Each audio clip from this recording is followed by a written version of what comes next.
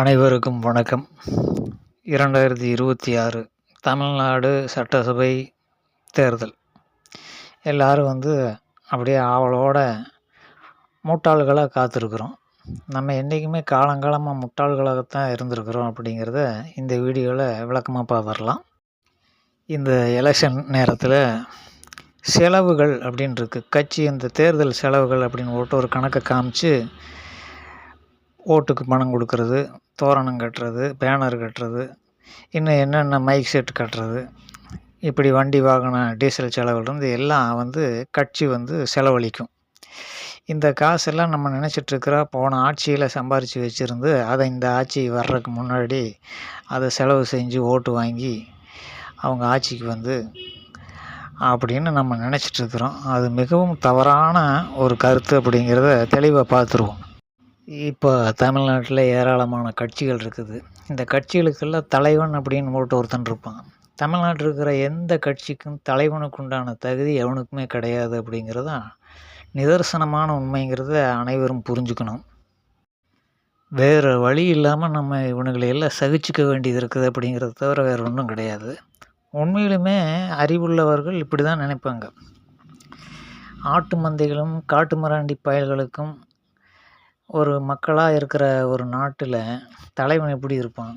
ஆடு மேய்க்கிறவன் ஆடுகளை மேய்க்கக்கூடியவன் ஆடு மேய்க்கிறவனாக தான் இருப்பான். அவனை போய் ஒரு அறிவாளியை நம்ம எப்படி எதிர்பார்க்க முடியும்? அப்படி தமிழ்நாடு முழுக்க கழிசட பயல்களும் பண்ணாடைகளும் நிறைந்திருக்கிறதுனால இவனுங்களையெல்லாம் மேய்க்கக்கூடிய தலைவன் எப்படி இருப்பான்? அவனும் பண்ணாடையாகவும் கழிசடையாக தானே இருப்பான்.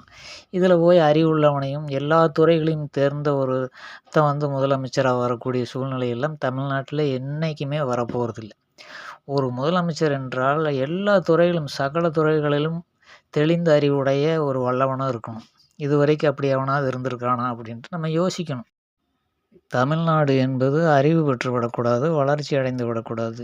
இது நமது குறிக்கோளாக இருக்கிறதுனால தான் இப்படி அறிவற்றவர்களை எல்லாம் நம்ம தேர்ந்தெடுத்துட்ருக்குறோம் அப்படிங்கிறத போனவன் வந்தவனெல்லாம் அமைச்சர், போனவன் வந்தவனெல்லாம் முதலமைச்சருங்கிற மாதிரி நாடு ஆகி போயிடுச்சு. சரி, விஷயத்துக்கு வருவோம். எலெக்ஷனுக்கு செலவு செய்கிறது அப்படிங்கிறத இப்போ தெளிவாக உண்மையாக பார்த்துருவோம். ஒரு பெரிய கட்சி இருக்குதுன்னா நம்ம ஒரு சின்ன கட்சி ஆரம்பித்து வச்சு இந்த ஆட்டு மாட்டு மந்தைகளை கூட்டமாக சேர்த்து வச்சுக்கிட்டு அவங்கள ஜேப்போடு வச்சு ஒரு கும்பலை சேர்த்து வச்சுக்கிட்டோம்னா அந்த பெரும்பான்மையான இருக்கக்கூடிய பெரிய கட்சின்னு சொல்லிக்கிறவனுக்கிட்டேருந்து போட்டியாக பணம் வாங்கி தேர்தல் செலவுகளை பண்ணி அதுக்கு ஒரு பேரம் பேசிக்கிட்டு வெளிப்படையாக நடந்துகிட்ருக்குது. வெக்கங்கட்ட நம்ம அதை பார்த்துட்டு உட்காந்துட்ருக்குறோம். மானங்கெட்ட மக்கள் தானே தமிழ்நாட்டு மக்கள். இந்த போட்டியாக தேர்தல் செலவுகளுக்காக கூட்டணி கட்சிகளுக்கு பணம் கொடுக்கும்போது அது என்னமோ சொந்த காசு எடுத்து கொடுக்குற மாதிரி யாரும் நினச்சிட வேண்டாம். அந்த மாதிரி பைத்தியகாரத்தனத்தை எல்லாம் பண்ணக்கூடிய கட்சி தலைவர்கள் எவனுமே நாட்டில் கிடையாது. சரி, இந்த பணம் எங்கேருந்து வரும்? எல்லாம் இப்போ மேலே ஏப்ரலில் எலெக்ஷன் அப்படின்னு அறிவிச்சிட்டாங்கன்னு வைங்க, வரப்போகுதுன்னு தெரிஞ்சாலே 6 மாதத்துக்கு முன்னாடியே ஆரம்பிச்சிருவானுங்க. அந்த ரகசியம் என்னங்கிறது இப்போ பார்ப்போம். அதாவது தெளிவாக தெரியக்கூடிய ஒரு விவரங்களை மட்டும் முதல்ல பார்த்துருவோம். இப்போ இந்த போதை பழக்கத்திற்கு உண்டான பொருள்கள் நிறைய இருக்குது. அதில் ஒன்று இந்த சிகரெட் அப்படிங்கிறது. இப்போ அந்த சிகரெட்டுங்கிறது 5 ரூபாயிலிருந்து 20 ரூபாய் வரைக்கும் எல்லாம் 25 ரூபாய் வரைக்கெல்லாம் ஒரு சிகரெட்டு விற்கப்படுகிறது. இது எல்லாத்துக்கும் தெரிஞ்ச ஒன்று. இப்போது இந்த கட்சிக்காரனுங்க ஊராக பிச்சை எடுப்பானுங்க. அது பெரிய பெரிய டீலர்கள், பெரிய பெரிய பணக்காரனுங்க, பஸ் முதலாளிகள், எவன் பணம் நிறைய சம்பாதிக்கிறானோ கவர்மெண்ட்டுக்கு ஏமாற்றி பொய் கணக்கு காமிச்சு எவனும் சம்பாதிக்கிறானோ இத்து போனவனுக்கு தானே அவனுக்கெல்லாம். அவனுக்கிட்ட தானே காசு மிரட்டி கேட்க முடியும். மக்கள் என்னமோ கட்சிக்காரன் மிரட்டி கேட்குறான்னு நம்ம கோவப்படுறதுக்கு ஒன்றுமே இல்லை. இவன் எவனை மிரட்டுறான்னா அவன் இத்து போனவனை தான் மிரட்டுறான். காசு முறை தவறி சம்பாதிக்கிறவங்ககிட்ட தானே போய் கட்சிக்காரன் மிரட்டி பிடுங்குறான். பஸ் ஓனர் என்ன நேர்மையாக நடந்துக்கிறான்? அதுக்கு எவ்வளோ காசை கொடுத்து தானே அந்த பஸ் ரூட்டையெல்லாம் வாங்கி வச்சுருக்குறானுங்க. அப்புறம் நம்ம ஊரில் பார்த்தா பெருமையாக இந்த சிகரெட்டு கம்பெனி டீலர் எடுத்துருக்கிறாருங்க நம்ம சம்மந்தி அப்படின்ட்டு பெருமையாக சொல்லிகிட்டு இருப்பாங்க. அந்த இத்து போனவன் என்ன பண்ணுவான்? கட்சிக்காரன் போட்டியாக கேட்கும்போது 10 லட்சம் 20 லட்சம் கொடுக்க வேண்டியது வரும். இந்த காசு அவன் சம்பாரித்த சிகரெட்டு விற்பனையில் சம்பாரித்ததையாக கொடுக்க போகிறான்? ஒருபோதும் கொடுக்க மாட்டான். அவன் என்ன பண்ணுவான்? ரூ. 5 சிகரெட்டை ரூ. 6ன்னு போட்டு, அதாவது ரூ. 4க்கு வரும் சிகரெட்டு, ரூ. 1 லாபம் வச்சு ரூ. 5ன்னு கடைக்கு கொடுப்பான். கடைக்காரன் ரூ. 6க்கு விற்பான். இப்போ வந்து கடைக்காரனுக்கே ரூ. 6க்கு கொடுக்கறது, நீ ரூ. 7க்கு விற்றுரு அப்படின்ட்டு. இப்போ குறைந்து வச்ச சிகரெட்டு விலை ரூ. 1 அதிகரித்து, அந்த ரூ. 1 எங்கன்னா இந்த டிசம்பர்லேருந்து எலெக்ஷன் வரைக்கும் இந்த மாதிரி கொள்ளையடிக்கக்கூடிய, மறைமுகமாக திருடக்கூடிய காசை தான் பொட்டி பொட்டியாக சேர்த்து கட்சிக்காரனுக்கு கொடுப்பானுங்க. இப்போ ரூ. 10 சிகரெட்டு ரூ. 12, ரூ. 2 அனாமத்தான் வருதா மக்களிடமிருந்து.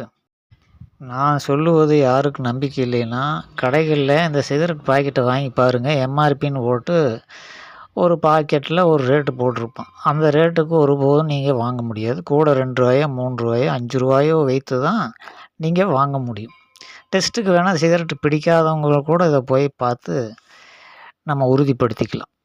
இப்படி வந்து ஒரு ஊர்லேயே தமிழ்நாடு முழுக்க எத்தனை டீலர் இருப்பானுங்க, எத்தனை மக்கள் அதை பயன்படுத்துவாங்க, இதில் எத்தனை கோடி ரூபாய் இந்த டிசம்பர்லேருந்து இந்த 3 மாதமாக வந்து திருடப்பட்டிருக்கும் அப்படிங்கிறத நீங்கள் புரிஞ்சுக்க. இந்த காசு முழுக்க இந்த கட்சிக்காரனுக்கு செலவு பண்ணி, ஓட்டுக்கு காசு கொடுக்குறது முதற்கொண்டு அதில் தான் செலவு பண்ணுவானுங்க அப்படிங்கிறத தெரிஞ்சுக்குங்க.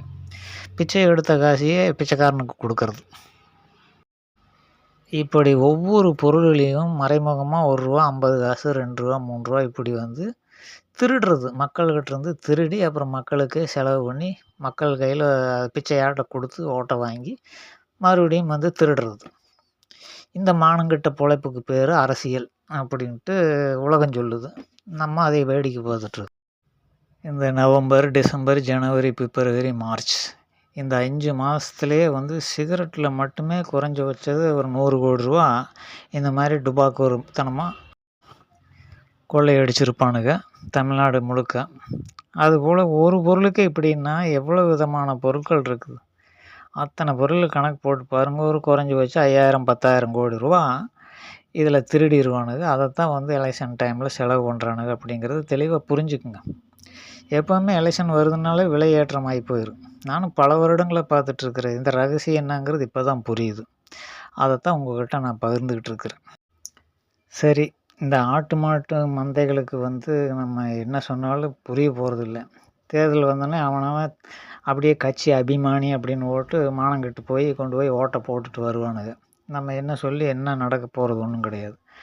நம்ம வந்து என்ன தான் அறிவோடு நம்ம இதை சிந்தித்து மக்களுக்கு விலைக்கு சொன்னாலும் ஒன்றும் நடக்க போகிறதில்ல. அது எப்போ போல் இந்த திருட்டுத்தனங்கள் வழி வழியாக வாழையடி வாழையாக நடந்துட்டு தான் இருக்க போகுது.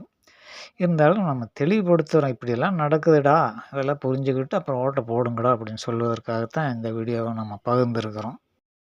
ஓட்டு போடுறதுக்காக ஒரு ரூ. 500 கையில் கொடுத்து போட்டு நம்மக்கிட்டேருந்து 5000 10,000 மறைமுகமாக இந்த 5 மாதமாக திருடி இருக்கிறானுங்க அப்படிங்கிறது ஓட்டு போடுறவங்க கொஞ்சம் தெளிவாக தெரிஞ்சுக்கிட்டு போய் ஓட்டு போடுங்க அப்படின்னு சொல்லிவிட்டு, அடுத்தது எவன் ஆட்சிக்கு வந்தால் நமக்கு என்ன அப்படின்னு சொல்லிவிட்டு, ஆட்சி செய்ய போகிறவங்க ஏற்கனவே ஆட்சியில் இருக்கிற அதிகாரிகள் தான் தமிழ்நாடு முழுக்க ஆட்சி செஞ்சிட்ருக்கிறாங்க.